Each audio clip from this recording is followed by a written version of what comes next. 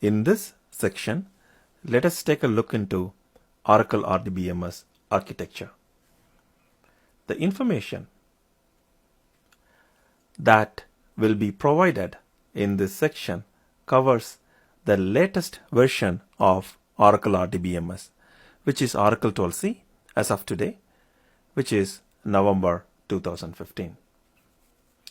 Let us begin by quickly discussing about Oracle Instance and Oracle Database. This would help us to understand the architecture of an Oracle RDBMS system. So, let us take a computer and let's get to the point.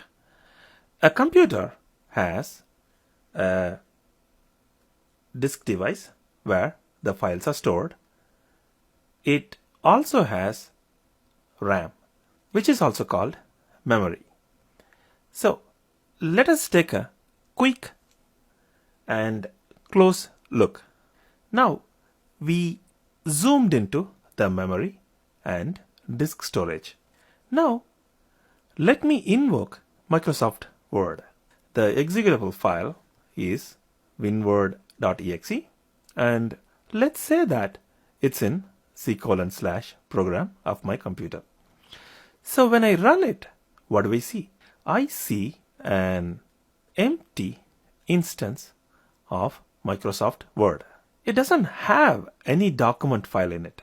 Right now, this is just a structure that is present in the memory. Or I can call it as an instance of Microsoft Word.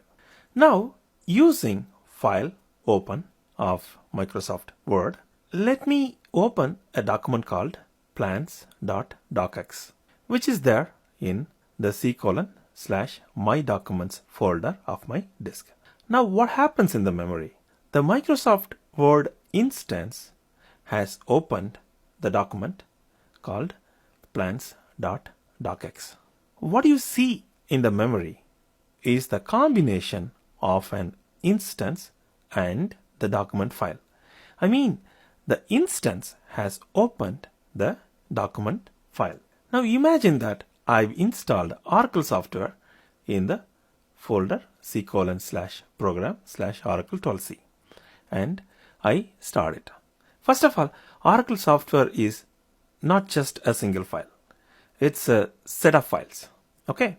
Also, there are some additional components that are needed to start Oracle. We will talk about those things later. Now, let us keep this simple.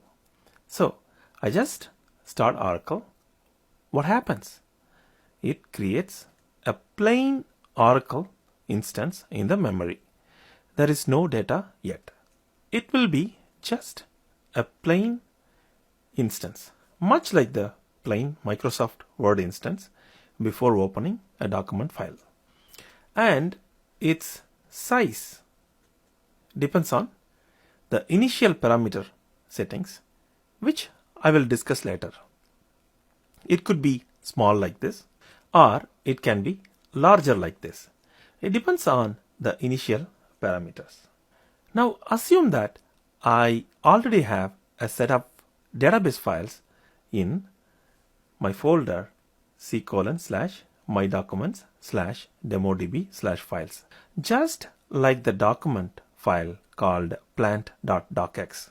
Plant.docx is a Microsoft Word document, and these files are Oracle database files. That's the difference. I will talk about how I got or created these Oracle database files later. Okay, for now, just assume that I have these files. Now, using the Oracle instance, which is already running here, I can open these database files. Let us assume these set of files belong to a database called DemoDB. When I open these files, this means that the Oracle instance, right, has opened the database files belonging to the database, and the database is available for use. So we have a computer which has disk and memory. The disk contains files. It contains both software files and database files. Just like Microsoft Word's executable file and the document file, we have Oracle software here and database files here. When I run the Oracle software, it creates an instance in the memory, just like the empty Microsoft Word instance. Then using this plain Oracle instance, I open a set of database files belonging to a database called DemoDB. Now the database is up and running and is available for use. This memory structure is called as an instance. The files in the disks are called database files. We have an operational Oracle RDBMS system.